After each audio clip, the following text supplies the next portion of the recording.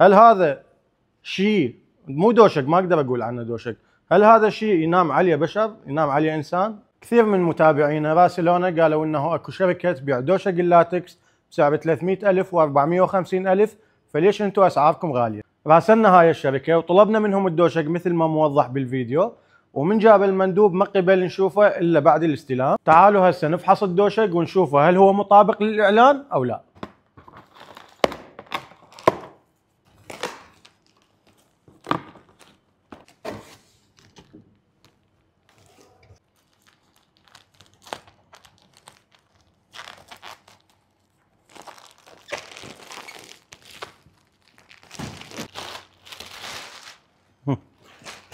على فكرة بالمحادثة كاتبين انه ارتفاعه 15 سنتيم، هذا حتى 3 سنتيم ما بيه، وما له علاقة باللاتكس تماما. هذا الدوشك كيزان المصنوع من اللاتكس الطبيعي، وهذا اللي يدعون انه لاتكس طبيعي سعره 350,000 او 450,000.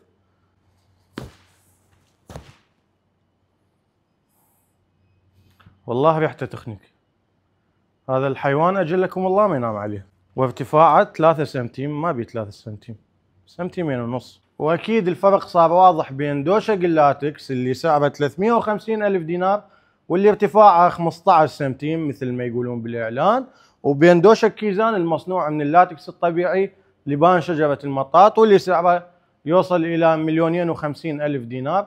للمرة المليون اكرر واحذر، لا توقعون بفخ الاسعار الرخيصة.